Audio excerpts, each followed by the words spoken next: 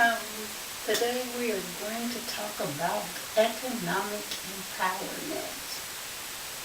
You guys hear a lot about economic empowerment in the Black community, but many of you um, email and send messages and whatnot about what does that actually mean. How do we have economic empowerment in the Black community? How do we go about starting it or getting it started, or how do you achieve it, how do you maintain it? And so we're going to try and get you an understanding about, first of all, how to achieve it. Some of the things that you're doing as Black people that is preventing economic empowerment in the Black community. And remember from the other shows, I told you, you've lost an awful lot. You have lost, we've lost so much in the Black community, from farm and acres and different buildings, monuments, even historic buildings now belong to states or to whites or whatever. So the loss has been, integration caused you to lose so much. And unfortunately, getting those things back will be, they were taken systematically, which means getting them back will have to be done systematically. But once you decide that you're ready to roll up your sleeves and get it done, then it's simply a matter of steps that need to be taken. It doesn't matter whether you have 10 steps or 100 steps. If you've decided that you're ready to do it, then, and that's what you're working on, fixing in the Black community, then you just get it done. Okay, so, of course, economic empowerment starts with money. And unfortunately, one of the things that integration did was it kind of flipped the script on Black people. From 1900 to 1950, I told you, Black people were capitalizing on their skills. They were no longer waiting for white people to build schools or waiting for whites to treat them right or whatever. They began using their Black dollars to build Black communities. And that is what economic empowerment is for. It's for building Black communities. If that's what you're going for, then you need to look at 1900 to 1950 and see the things that were done. It's not like you have to reinvent anything. You're just going to do the things that you know work, and you're going to improve on those things, and then we're going to teach you how to maintain those things so that you don't fall for the same trick again of giving it all up. But basically, economic empowerment starts with money.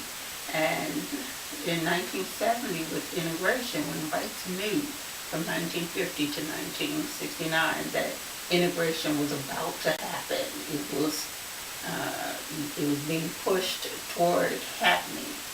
Their goal was to try and keep Black people from flourishing more than whites. They were trying to keep Black people in a subservient position. And the way to do that is to get them to not build Black Wall Streets and Black cities and Black towns and whatnot. In order to do that, you had to actually, whites literally got Black people to reject money, or to see money as something that was either not important, or to see it as something to just throw away. And got some Black people that were actually, to call themselves conscious Black people, to reject money altogether. Now, they say that they reject what's called capitalism, but every time you see them, they're capitalizing on whatever gifts or talents they have.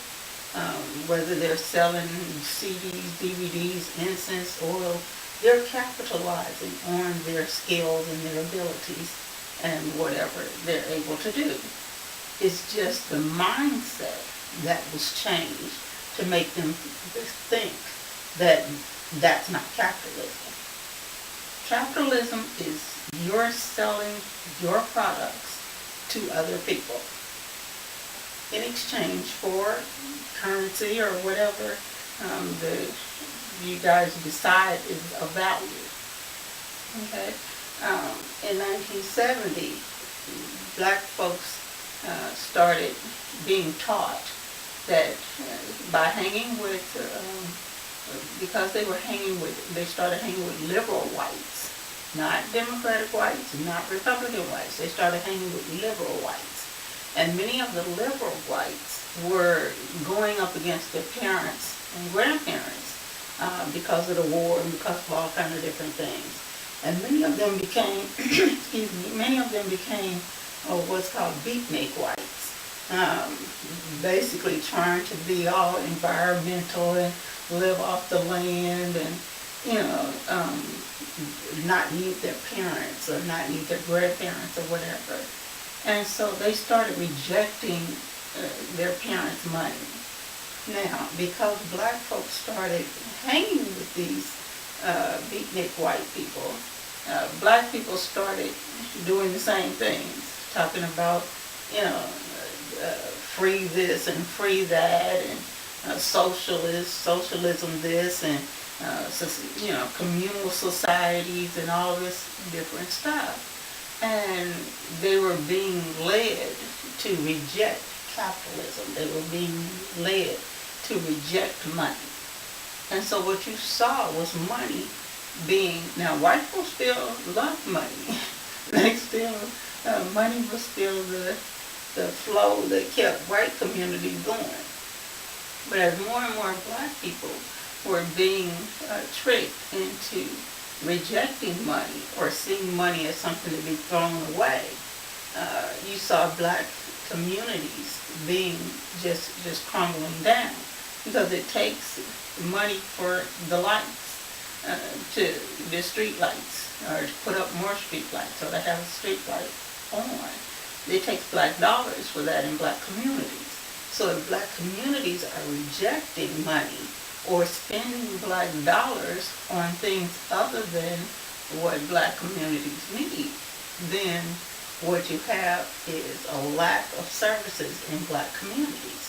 If you have people more willing to spend their money on big screen TVs that white companies sell than to spend their money on the things that black schools need, well, then you see education start to fail. And it's easy to say, why won't white people put the same money into black schools as they put into white schools? That's not white people's job. White people didn't even want you to have education.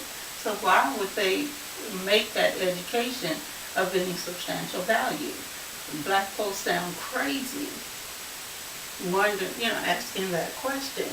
The real question is, why don't more black people put more money into black education, or put as much money into black education as white people put into white education? That is the question that you should actually be asking yourself. If you want to empower your children, then that is something that has to be done. You have got to start putting your dollars, your tax dollars. There's no reason whatsoever for you to send your tax dollars to the government and then sit back and wait for the government to send that money back to your black community. The thing to do is to get the things that are needed to build black schools and to get the things that black schools need, and then write those things off as tax deductible things that your organization did for the Black community. That is how you empower yourself. That is how you empower your community. And that is how you empower the future generation of Black children. That's the only way. The way that you're doing it is going to cause the next 10 generations of children to fail if you do not change the way that you are doing things, okay? So when it comes to educational empowerment, I want you to start looking at it. Go up to the school, or if the schools are closed down in your area, start looking at those buildings that are still there. What would it take to get those buildings back up the way that they need to be? Who do you have to make a list of 10 people that you need to contact, Black people that you need to contact? Even if you don't know any entertainers, even if you don't know anybody, there are some entertainers out there that actually care about Black education. You may have a difficult time getting to them, but that's your goal. If that's what your thing is, to fix the Black community education, then you need to make a list of 10 Black entertainers that you are going to make it your task to get in touch with these people. And you are going to start trying to get these Black entertainers to help you rebuild these schools. And you can start one community at a time, or each of you can start in your own community. But make a list of 10 things, because if you got Black entertainers that are spending, $1 million on stupid stuff, they may as well spend $1 million on education. And if you have whites that can donate $10 million to white education, then you need to present that to a Black entertainer and let them know that, here, look at this. There's this white person that has donated $10 million to this white school, and we need you to donate, $1 million, $5 million, $10 million to building, to the education of Black children in the neighborhood where you came from. Okay, and that's empowering not only you, your community, and the children, but now you're actually empowering some of these entertainers that have basically lost their mind, only because there's not enough people around them to let them know, what needs to be done, or what can be done, or even what they're able to do. So make that your task. Make a list of names and make it your task. It's not going to be easy, but if you're trying to empower through education, then you roll up your sleeves and you get it done. Now, when it comes to your spending, we did the show on Black buying power and what that actually is. And when it comes to the lack of empowerment in your community, that is simply too many Black people spending more than they're saving. And that is too many Black people spending more money on frivolous things than on substantial things that the Black community actually needs. Okay?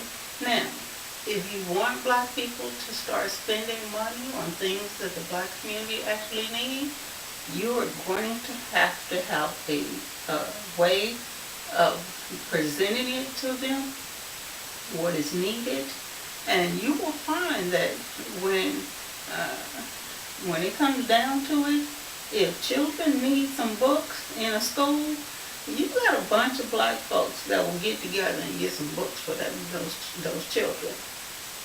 Make a list of where the books are printed. Make a list of where you can buy the books outside of the school board. Y'all got a bunch of people that are homeschooling. Find out where they get their information and material from. Start working on many of the organizations that are dealing with educational empowerment. I really, really need you guys to start looking at a homeschool board, board collective that governs homeschools, and just a place of resources. Not about telling homeschools what they can and cannot do. That's not governing. Governing is making sure that those who need the resources have them, and the things that are needed to be information that's needed to be gotten can be accessed. Okay, so that's the part of educational empowerment that is needed for future economic empowerment. The changing the way that you are investing. If you're investing in big screen TVs, or if you're investing in, anything, hair, nails, whatever you're investing in, every time you spend $1, you're investing that dollar in something. And it's up to you whether or not you invest that dollar in your empowerment. Now, you keeping your hair done, keeping your nails done, that may make you feel good. But when it comes to empowering your community and empowering your children, that may not be the best use of your money. Okay? So even if you still want to get your hair done, still want to get your nails done, see if you can find a cheaper way to do it. And then whatever you were spending before, take whatever you saved from doing it cheaper and start investing that in whatever empowerment is important to you, whether it's educational empowerment or economic empowerment. We talked about development. If you see that there are houses and people are buying these houses for $4,000 and $5,000, then sit down and calculate how much the $1,000 every year that you spend on cigarettes. Calculate the $1,500 or $2,000 that you spend every year on your hair. Calculate the amount of money that you spend going to the movies or going out to dinner or whatever it is that you're investing your money in now. And then I want you to add that up and see how close you get to $5,000. And then I want you to make it your goal to get at least one of those pieces of property. Okay? So even if you're not able to get it right away, at least you will have the money there for any investment that you decide to do. And you will have changed the way that you invest your money from investing in things that don't matter, or don't matter very much, to actually investing it in building something for your Black generations. Economic empowerment is really just that simple. If you have a Black business, every dollar you spend in your Black business is an investment in that Black business. So if you want a Black business to grow, go in there, talk to the owner of the Black owner of the business. Let them know that you want their business to get bigger. Ask them, what can I do to help this business get bigger and grow in the community? What can I do to help you grow so that you can hire some 10 people and that are from this community? Start asking these questions. That's empowerment. Okay? So y'all know I told y'all I was going to try to start. In the beginning, I wanted to give you enough information to get you started and let you know exactly how we were going to do all this. But I told y'all, in order to keep my strength, I'm going to try to give you as much information as quickly as possible, so that one, I can take a rest before I try to venture out. But um, so that you can start getting your information and research done yourself. I just guide you, point you in the right direction, and then we should be able to get some of this stuff done. And we'll have different shows on the things that we've already covered. And of course, you guys know you can email my people. It's still difficult for me to deal with emails, and you still have a difficult time in getting me to the phone, on the phone and whatnot. But, you know, you can still email. There's plenty of black advocates that have this information and do the same things. So, the main thing is that you guys roll up your sleeve, decide what is important for you to be working on, to be fixing in the black community. And then, if you run into problems, of course, you can always email and let people know. But you have pretty much what you need. You have all the ability that is needed to fix these things. So as long as you don't doubt yourself and doubt your ability to get it done, you'll be surprised. You give yourself, when you decide to fix something, I told you, look at it, and you got 365 days from the time you decide to fix a particular thing. Give yourself 365 days to make a dent in it, at least, and start fixing it. And then in 365 days, assess what percentage of progress you made and what you need to do for the next year. And if you continue doing it like that each year, you should see your progress and growing more and more, depending on whatever it is that you're fixing. We have whole cities that are going to have to be fixed. So, it's a lot of work to be done, yes, but there are a lot of people out there. The only reason we're doing this is so that we can connect those people that are out there. There's plenty of people, but a lot of people are working like islands. And y'all know, I know I've been down for a long time, and it may take a while for me to get, back to where I need to be. But the goal is that there are 100 people working on black education. You got 100 black individuals and black organizations working on educational empowerment of black children. Y'all got to stop working like islands. Y'all got to start having monthly conferences. And you don't have to be flying places and spending a bunch of money.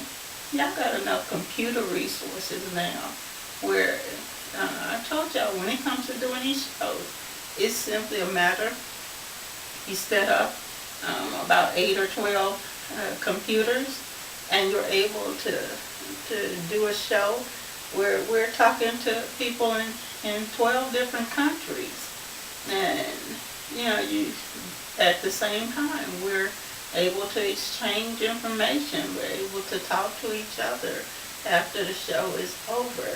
So, and like I told you, the show can be done anywhere, which means that your empowerment, your organization's efforts can be done anywhere. And don't think you need some big giant building. That will come. That you'll need a building as you grow. But for right now, just start looking around your community. Make that map I told you about. Where is a school? If there's not a school there, where can a school be placed? How many people are homeschooling in your in the community that you're trying to economically empower? How much tax dollars do you have to work with in that community? Start looking at these budgets and different things, because if you do not use your tax dollars, and we're going to do a show on voting, and I'm going to explain to you that every black male, black female, and black child votes. The only problem is that black folks, to too many of you make this excuse that you don't vote. You vote. It's just that you don't use your vote.